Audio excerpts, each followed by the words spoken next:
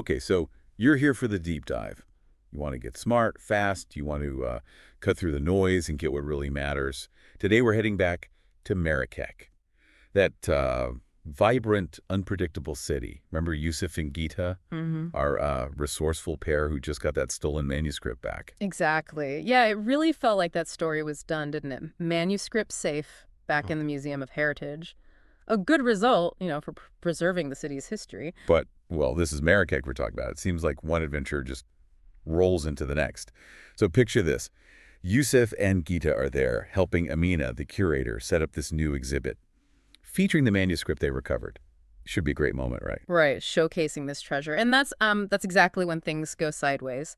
Yusuf, he's got that sharp eye, something you probably appreciate. He's adjusting the display and just notices something's wrong, something's missing. A page, a single page, gone.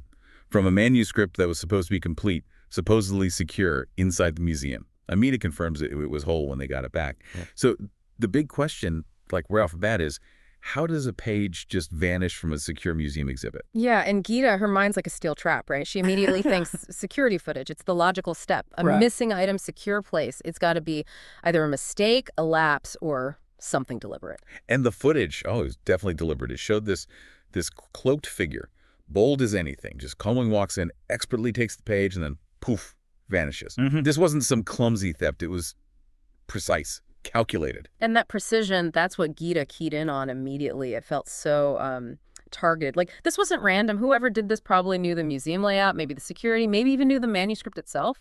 Which, yeah, if you're putting the pieces together, it sparks some serious questions. Was it an inside job, someone at the museum? Or, given their history, could this be linked to the Guardians of the Atlas, their Uncle Lawson's group? Makes you wonder about what's going on within that group, doesn't it? The idea of like a rogue element within the Guardians, that's really interesting, especially since their whole purpose is protecting stuff like this and they're tied to Lawson. It suggests maybe a conflict, different ideas about what protecting means. So, okay, what do? The obvious thing. Yusuf and Ghita head straight to their Uncle Lawson. Got to get answers.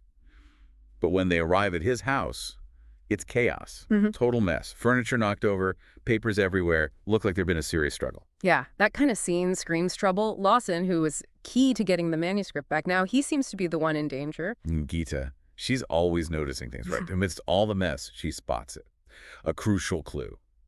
A torn piece of paper. Looks like a map. A map of the Atlas Mountains. Yeah. And critically, there's a location marked on it. Right. So putting that together, the struggle, the missing uncle, the marked map, the conclusion's pretty clear, isn't it? Lawson's in danger, and he's probably been taken to that spot. They've got to move fast. Absolutely. No hesitation. Yusuf and Ghita, they know they have to go. Head straight into the Atlas Mountains. Their uncle needs help, and that torn map fragment, that's their only lead. You can feel the urgency, right? Totally. And that Atlas Mountains, I mean, it's not exactly a walk in the park. You've got these rugged peaks, twisting paths. It's tough terrain. They knew this wasn't going to be easy. And sure enough, they haven't gone far into this harsh landscape when, bam, ambush. Figures jump out wearing dark cloaks, just like the thief in the museum footage. So now they know it's connected. The page, Lawson, it's all linked. Exactly. Those cloaks, they suggest organization, a group identity. This wasn't just random bad luck. They were being hunted. Hunted by the same people who likely took Lawson and that page. What happens next is intense. Ghita, we know she can handle herself in a fight. And Yusuf, maybe more brains than brawn, but he can defend himself too. Yeah. They're outnumbered, but they fight back hard. Manage to break away, escape along this really narrow cliffside path. You can almost picture it, can't you? The adrenaline. Oh, yeah. The imagery is powerful. Scrambling along, sheer drop below. The stakes are incredibly high. One wrong move. And their escape route leads them to this rickety bridge, just old ropes, worn-out wooden planks swinging over a deep ravine. They basically have to sprint across, the whole thing groaning. One of the guys chasing them tries to follow. Doesn't make it. Rope snap. He falls. It just hammers home how dangerous this whole thing is. It really does. That whole sequence shows how determined their opponents are and the very real physical danger Yusuf and Ghita are in.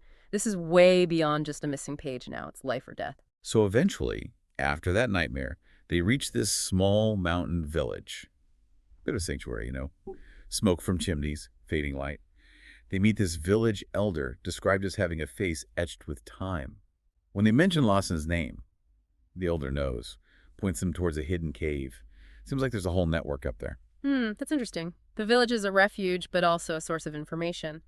The elder knowing about Lawson suggests, yeah, a community that's aware of the Guardians, maybe even sympathetic or at least familiar with what goes on. Inside the cave, they find him. Lawson. He's bruised up, but alive, thankfully. Yeah. But he looks grim, Hmm. really serious. And he explains what happened. It's a splinter group from within the Guardians. They think he's gone soft, Yeah. lost sight of their traditions. Sounds like a major internal split. Right, this internal conflict. That's key to understanding the whole situation. The Guardians aren't just one thing. There are factions, different beliefs. And this faction, the splinter group, they're willing to go to extremes. And Lawson reveals their motive. Why they took him. Why they took the page. That page. It wasn't just any page. It was part of a map leading to the legendary Eye of Marrakech. A gem, apparently, that can show the future. Imagine that. Wow. The Eye of Marrakech. So this legend is real. And suddenly it's right at the center of everything. The power to see the future. I mean, that's huge. And you can immediately see how different people would have very different ideas about using that power, right? Definitely. This splinter group, they believe it's their duty, their right to control the future. Use the eye to see threats to Marrakech's heritage, to prevent them. Their motives seem on the surface like protection, but Lawson obviously sees the method as incredibly dangerous. It's that whole ends justify the means thing, isn't it? Absolutely. Protecting heritage is one thing, but trying to control the future, that's playing with fire. Lawson saw that danger. It brings up that whole massive question, doesn't it? Fate versus free will. So Lawson tells Youssef and Ghita, you have to stop them. He can't stand by while they do this. And then he gives them the other half of the map, the piece he had, revealing the final location, Zoot. So now, okay, they have the full map. They know where to go. Right. Both halves united. Now they have a direct path. Zoot, described as these ancient, crumbling ruins almost being swallowed by the mountain, sounds like a suitably dramatic place for a showdown. And Zoot definitely delivers on the atmosphere. You know, ancient ruins, secrets hidden. Youssef's knowledge, his knack for history and symbols comes in handy again. He figures out how to open this sealed chamber hidden within the ruins. Always cool when that kind of expertise pays off, right? It is, and inside, it's exactly what the legends describe, basically. Torches flickering, a pedestal, and there it is. Glowing green, the Eye of America. No longer just a myth. But they barely have a second to take it in, because Zara appears. She's the leader of this splinter group, and she's holding the other map piece, the one they stole. So where it is, the confrontation, not just about the eye, but about, well, everything. Different worldviews clashing. Yeah, that initial face-off really lays bare the core conflict. Zara and her group, convinced they need to control the future to protect their past, their heritage, versus Youssef and Ghita, who, well, presumably they represent letting things unfold more naturally. Zara's fear is palpable, though. Fear of losing tradition. It's that classic tension, isn't it? Wanting certainty, security, versus the messiness of the unknown future. Zara's motives, even if her methods are extreme, they come from a place of wanting to protect something important to her. Makes you think, how far would you go? But just as things are getting really tense, surprise, Tariq shows up, remember him, the rival sleuth from the Manuscript case. And his motives are less ideological. He just wants the eye for himself. For profit. Talk about throwing fuel on the fire. No. Oh, completely. Tariq's arrival just explodes the situation into chaos.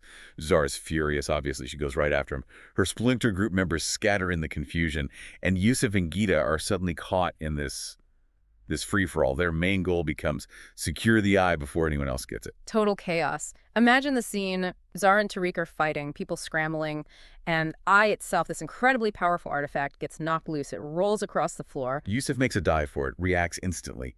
But Ghita, she stops him, intervenes. Maybe she sensed, even in that moment, the danger of just grabbing it, even with good intentions.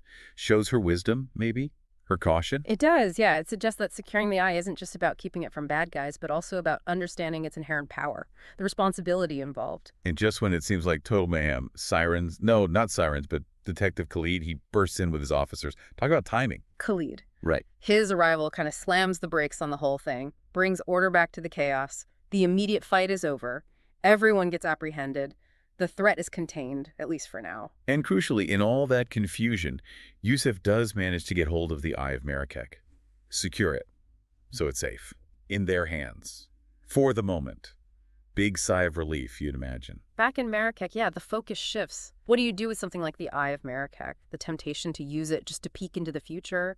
Must have been But immense. Yusuf and Ghita, they show real maturity here. They talk about it, and they make a really significant call. They understand how dangerous this thing is, an object that shows the future. Too much power for anyone. So they agree. Keep it hidden. Keep it safe by keeping it secret. That says a lot about them. It really does. It's about responsibility, isn't it? Recognizing that some knowledge, some power is just too dangerous. They choose to bear that burden themselves rather than risk it falling into the wrong hands or even being misused with good intentions. They meet up with Lawson. Later, he's recovering, bandaged up, but okay. And he's incredibly grateful, obviously. He hopes this whole mess will be a lesson for the Guardians, and Yeah. maybe push them back towards unity, towards truly protecting things the right way. He still seems hopeful about his group. Lawson's optimism is there, yeah, believing they can reconcile, get back to basics. But Ghita, she apparently vows to stay vigilant, which maybe suggests, the underlying tensions, the potential threats.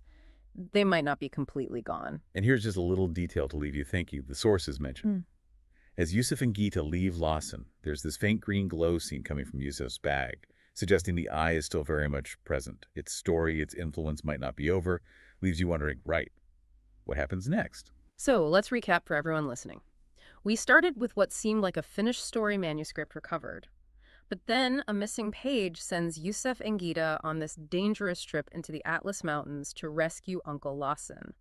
There, they uncover this whole plot by a radical guardian faction wanting to control the future with the mythical Eye of Marrakech. The showdown at the Tazult ruins gets complicated by Tariq's greed, leading to chaos until Detective Khalid steps in. Yusuf secures the eye, and crucially, he and Ghita decide its power is too dangerous to be known, choosing to hide it. Yeah, and the core of this, the thing to really think about is that conflict. The desire to know, to control the future like Zara and her group wanted, for protection versus just accepting uncertainty, letting life happen. Exactly. And Yusuf and Ghita hiding the eye. That decision really speaks to the potential dangers of knowing too much. It suggests maybe there's value, wisdom, in not knowing, respecting the flow of time, maybe. It makes you think about that balance in our own lives. It really does make you pause, doesn't it? Sure. But what it mean to know the future? Mhm. Is ignorance sometimes bliss? Like in your own life, think about when you crave certainty versus when you just have to roll with the unknown. Mm. Like Yusuf and Ghita and Marrakech, we all deal with that tension, right? Absolutely. And hey, if this deep dive got you thinking, maybe dig into some of the actual legends and history of Marrakech. It's a fascinating place. Or, explore those bigger philosophical questions about fate, free will, time. The Eye of Marrakech, even just as a story element, really opens up those kinds of discussions. Definitely some food for thought there.